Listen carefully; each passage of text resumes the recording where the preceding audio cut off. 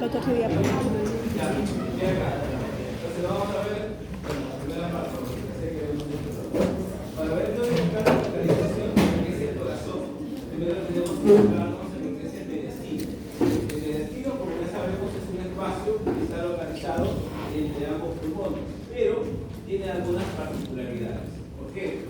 Porque aquí vamos a ver que en la parte de abajo, dentro de los límites, vamos a encontrar a todo lo que viene a ser el esternón, y acá en la parte posterior tiene una mayor amplitud, porque va a ir justamente desde la vértebra T1, ¿estamos de acuerdo? Desde la vértebra 1 hasta la L1, ¿no? Y eso se debe justamente a la forma de la inserción que tiene el músculo.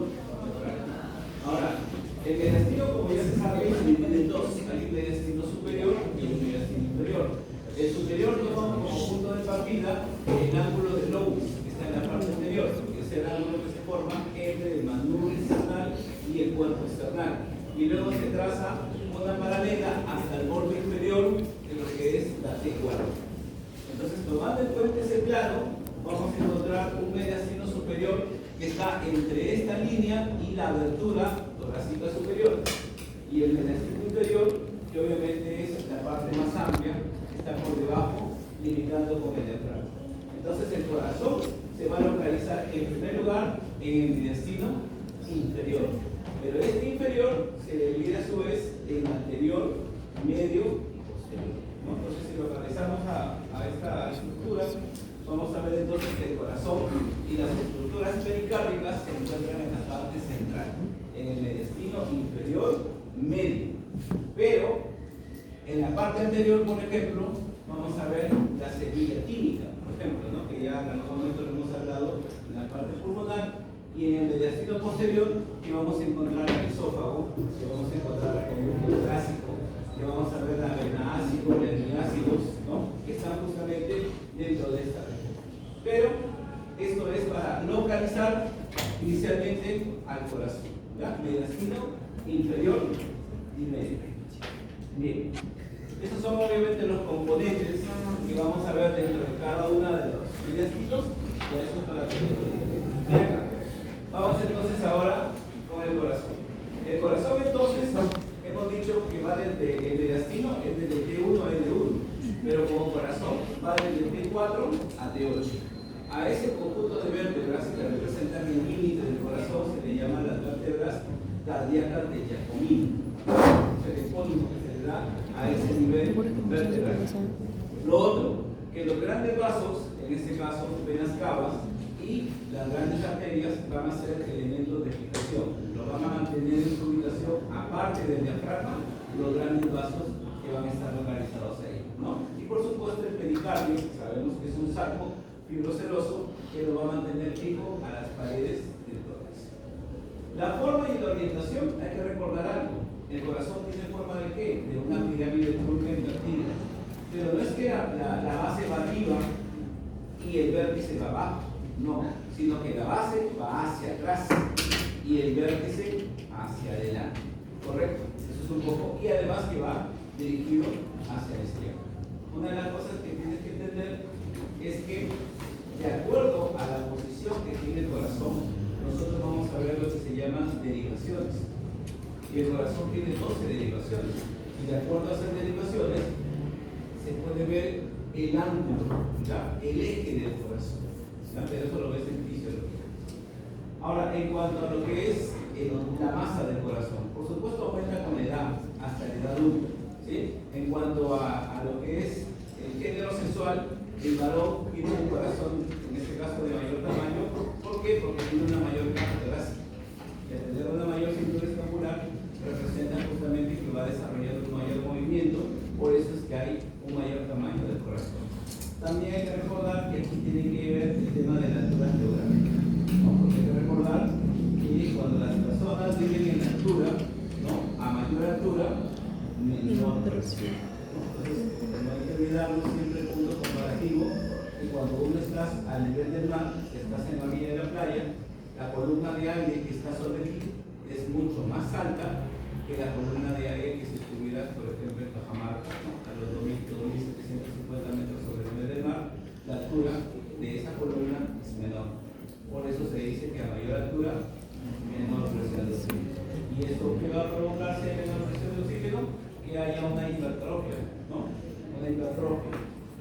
manera el corazón va a tener un mayor tratamiento. Lo otro, que los deportistas calificados, debido justamente a esa actividad física, también suelen desarrollar. Por eso es importante en la anamnesis, cuando uno hace en este caso el interrogatorio, tener que definir algunas de esas características para poder saber si es que estoy o no ante una cardiomegalia. Sin embargo, aquí el punto crucial lo marca el examen físico. Es decir, cuando yo quisiera saber si existe una cardiomegalia, normalmente lo que yo tengo que evaluar es el choque de punta. El choque de punta no es otra cosa que la examinación del ápex. El ápex es la punta del corazón y el ápex se debe de palpar con los dos dedos índice y medio a nivel del cuarto o quinto espacio intercostal dentro de la línea medio clavicular. O sea, tenemos nuestra clavícula, buscamos la línea media, trazamos una vertical, correcto, y buscamos el cuarto y quinto espacio intercostal.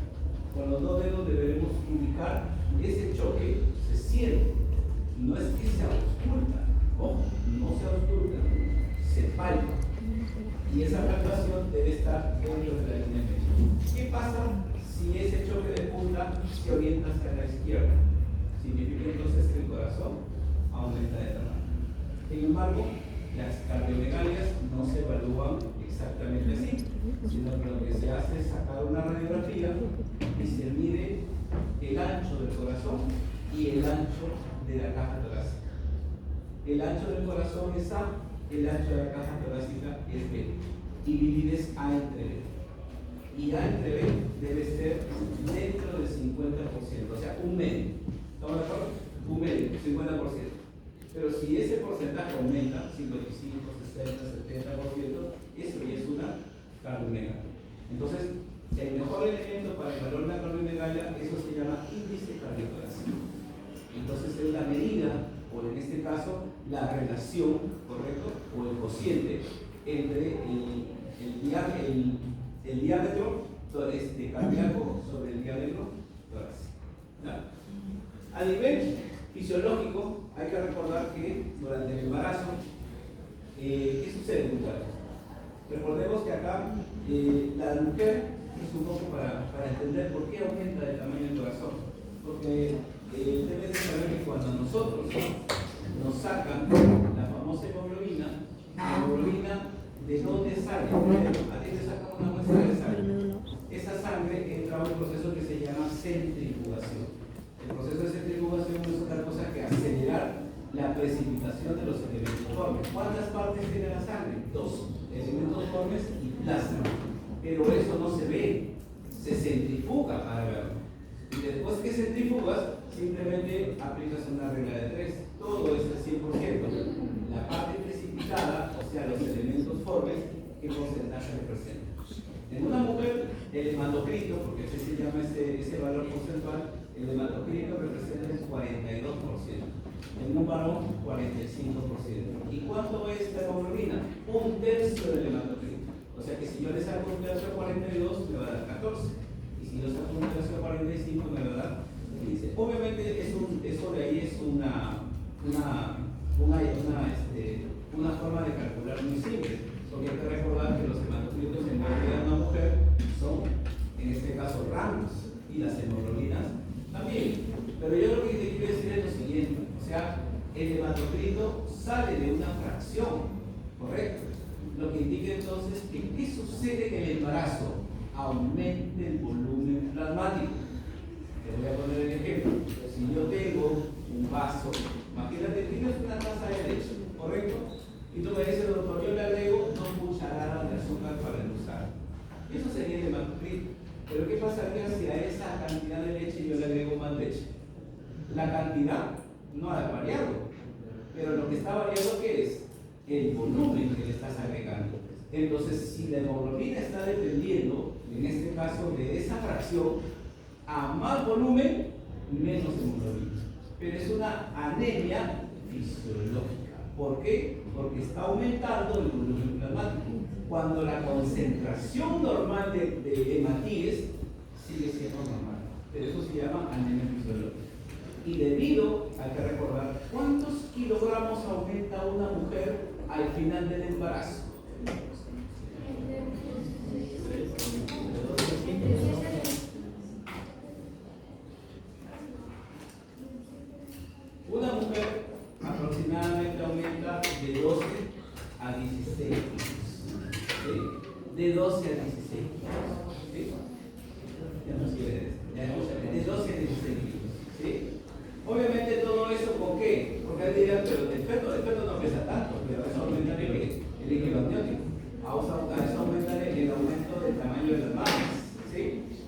Entonces, hay todo un aumento, ¿sí? Y obviamente el aumento del volumen plasmático. Entonces, a eso va, porque después del embarazo disminuye el tamaño de ese corazón. Entonces existe en este caso un aumento del tamaño fisiológico, ¿correcto? Son las condiciones que ocurren durante estos cambios que hay en el corazón. Ahora bien, cuando uno empieza a ver ya la configuración externa, tenemos que recordar que el corazón tiene caras, ¿no es cierto? ¿Cuántas caras tiene tu corazón? Hay una cara que se llama esternocostal o anterior, hay una cara inferior, que es la cara diafragmática, pero también hay una cara para cada pulmón. Entonces hay una pulmonar izquierda y una pulmonar derecha, ¿correcto? Entonces, aquí muchachos, ahora vamos un poco para orientarnos con la información que nos da la también. Lo que tenemos que ubicarnos siempre en cada cara es la parte de la aurícula y la parte del ventrículo que yo observo en cada cara. Entonces miren acá, por eso se habla de un sector auricular, ¿correcto? Y se habla de un sector ventricular, en primer lugar. Ahora, de la primera región vamos a observar esto de acá, ¿no? Nosotros vamos a encontrar unas estructuras rudimentarias que son como forma de sacos que se encuentran justamente a nivel auricular y se llaman en este caso orejuelas. Muchas veces la orejuela permite a los cirujanos hacer un abordaje, en este caso, por ejemplo, cuando hay una valvulopatía, o sea, cuando una válvula en este caso está lesionada, se puede hacer un abordaje. Pero no es que tenga una funcionalidad exclusiva. Lo anatómico sí nos importa. ¿Por qué? Porque como pueden ver, las orejuelas, me explico, esta es la cara anterior de la aurícula, ¿sí? Esta es la cara anterior y la orejuela está encima. Sin embargo, entre la cara anterior y la orejuela, ¿qué vamos a encontrar? Vasos sanguíneos. Eso es la relación que normalmente nosotros debemos en este caso localizar. Porque en el caso de la derecha está relacionada con la aorta. Cuidado con algo, uno dice, pero anda, ¿la aorta está ¿dónde? A la izquierda. Pero recuerda que la aorta tiene una oblicuidad al momento de salir. Esa oblicuidad es la que está relacionada con la derecha. Ojo, es parte de, no es que toda la aorta, por supuesto, porque la orejuela no es tan grande. ¿Sí? En cambio, la izquierda se relaciona, si esta es la orejuela, diríamos que esto sería la base y esto sería el vértice. Base y vértice, o cuerpo y vértice. Quiere decir entonces que acá, ¿por qué lo mencionamos? Porque hay dos estructuras con las cuales se va a relacionar justamente esta orejuela. En primer lugar, lo que es la vena pulmonar superior izquierda. Recuerda que ¿cuántas venas pulmonares son? 4, correcto.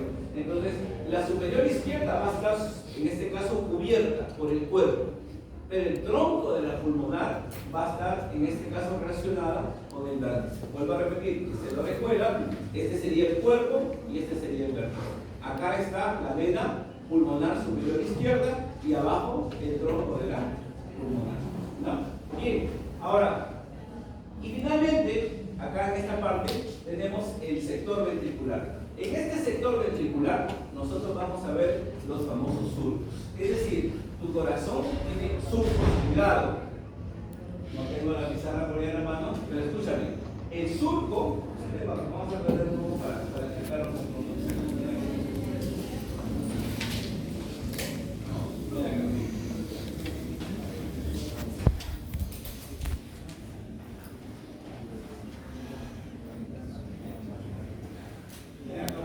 Acá, atentos. Si este es el corazón, quiero que veas acá, esta es la parte cardíaca. Debes de saber que nosotros vamos a tener un surco adelante. Acá vamos a encontrar un surco aquí. Este surco se llama el surco. Hay un interauricular y hay un interventricular. Adelante, ¿sí? Pero también vamos a encontrarnos con un surco en sentido radial. Este surco en sentido radial que divide aurículas, ¿correcto?, de ventrículos, este surco de acá se denomina surco coronario. Y el surco coronario, obviamente, aquí? A las arterias del mismo nombre, correcto, que son las arterias que van a llegar al corazón. En cambio, el que vemos acá, el interauricular o el interventricular, va a estar relacionado justamente con las ramas, por ejemplo, la descendente anterior, la descendente posterior. En cambio, la circunfleja es una de las ramas de la coronaria izquierda, por ejemplo. ¿Por qué se llama circunfleja? Porque justamente tiene ese sentido radial, va a circundar. Entonces, tomando en cuenta esto, ¿ya? Ahora sí, vamos a ver lo siguiente. ¿Qué nos dice entonces este sector? Y aquí vamos a ver la presencia del surco interventricular anterior. Y dentro de ese surco está la arteria que tiene el mismo nombre. ¿Estamos de acuerdo? A esa arteria interventricular anterior también se le llama descendente anterior. ¿Correcto? Descendente anterior. ¿Sí? En cambio, en la parte, en este caso derecha, aparece el cono arterioso. El cono arterioso lo vamos a revisar mucho mejor en la parte de lo que es configuración interna, porque viene a ser una codificación muscular, ¿no? Es decir, un agrupamiento que tiene justamente la forma de un cono, ¿ya? Por si acaso. Vamos a ver. La siguiente cara, nuevamente, te estaba diciendo, ¿qué tenemos que diferenciar? Diferenciar si hay un segmento auricular y si hay un segmento ventricular. Esta cara, la cara inferior, se caracteriza porque es bastante asimétrica. Significa entonces que aquí la mayor parte es ventricular. Como pueden ver, los 4/5, ahora quiero que me entiendas acá para que puedas ubicar. Date cuenta que acá estamos hablando de un surco. ¿Estamos de acuerdo? ¿Ese surco quién es? El coronario. A ver, me explico acá. Perdón, un ratito. Muchachos, ¿qué estábamos viendo acá? La base, ¿sí o no? ¿Y acá quién estaba? El vértice. Se supone que tu corazón, acá están las aurículas y acá está el ventrículo. Entonces, en medio, ¿estamos de acuerdo o no? ¿Quién está? El surco coronario. ¿Estamos de acuerdo o no? Acá está el surco coronario. Pero, como tu corazón tiene esta orientación, la base, abajo, la base, a eso se refiere. Está dividida por el surco coronario. La parte anterior es el ventrículo, ¿no? Porque el ventrículo está abajo. Y la parte posterior, ¿qué sería acá? Arriba, la aurícula. Pero esto representa la mayor parte, porque a mí me están diciendo que esto ¿cuánto es? Los 4/5. Y lo de atrás, un quinto. Un quinto auricular, 4/5 ventricular. Un quinto posterior, ¿está bien o no? 4/5 anterior. Pero espera, recuerda que el coronario es así. ¿Estamos de acuerdo o no? ¿Sí? Sin embargo, si yo lo miro, recuerda que acá está la descendente anterior y acá estaría el descendente posterior. O sea que el ventricular también se divide por el descendente posterior. A ver, ¿sí me entendiste? Entonces, ya tenemos la separación. El segmento de acá y el segmento de acá, auricular y ventricular, ¿por quién están separados? Por el coronario, ¿correcto?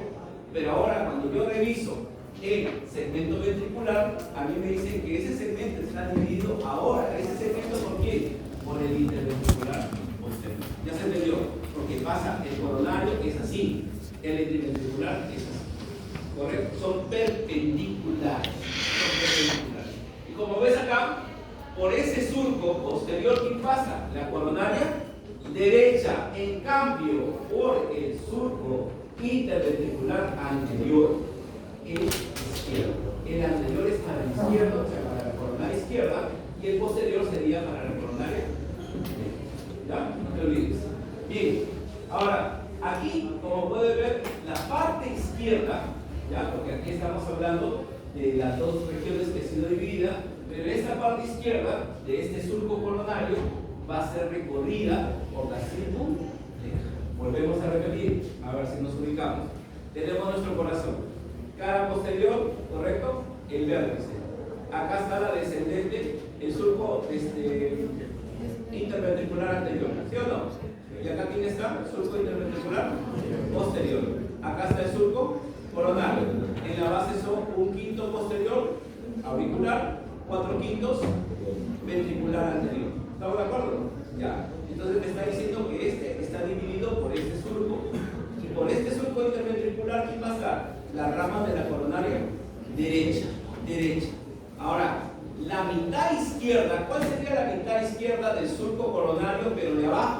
esta parte o no, ¿sí? Esta parte, ¿sí?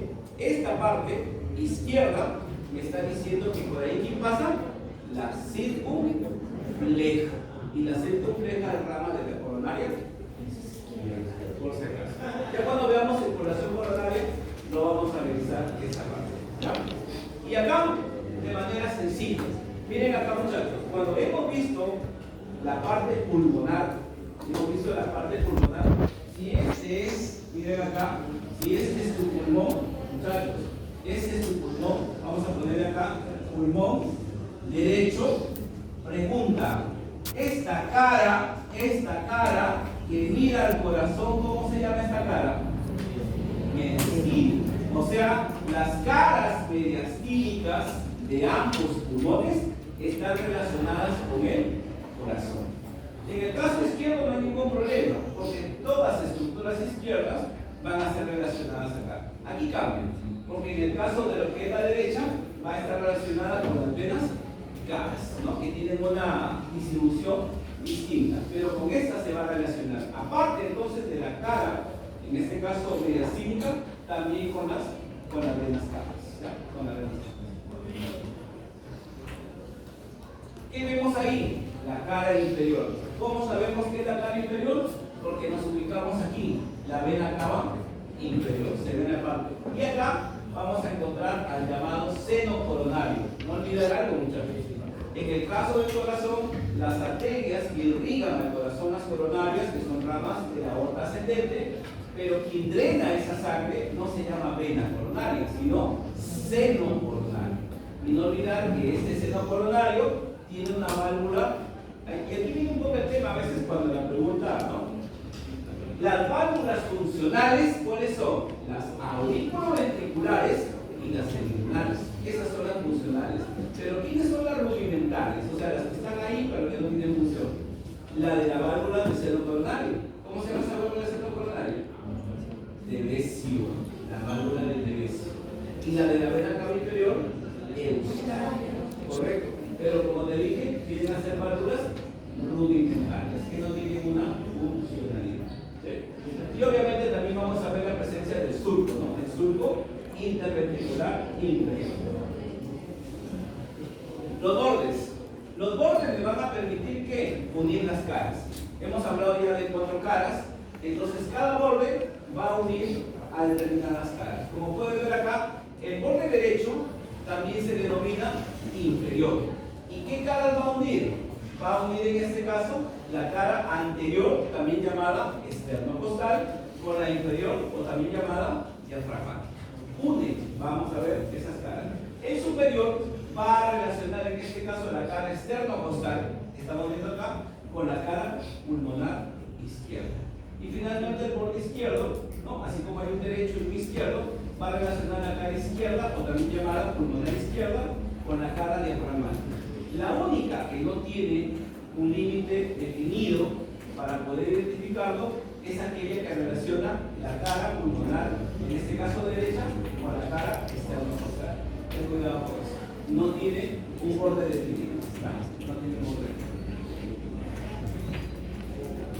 Bueno, y luego, hablando de lo que ya habíamos mencionado, ¿no?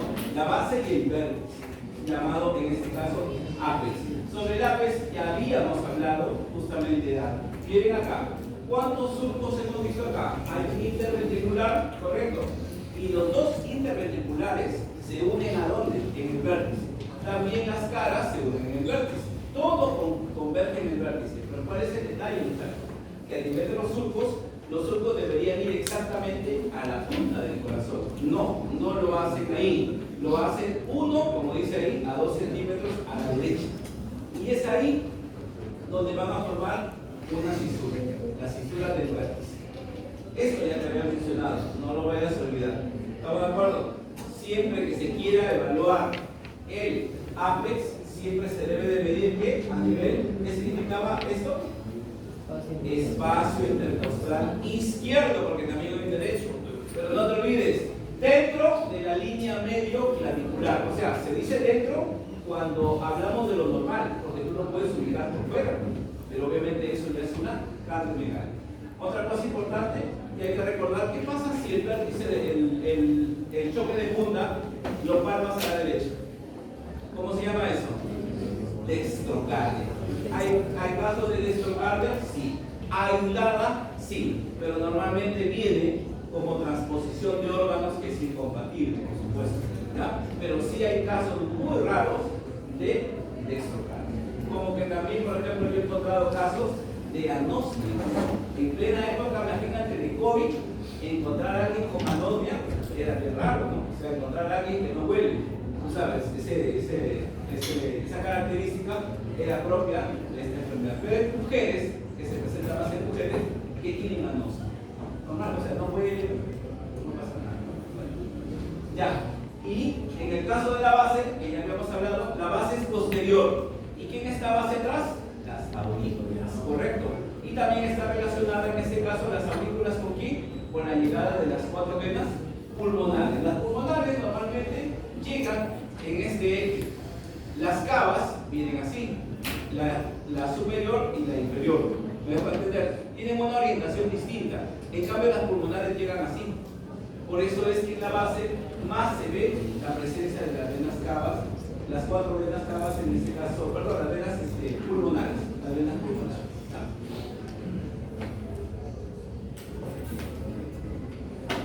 Bueno, ahora en cuanto a lo que es la vascularización. La vascularización,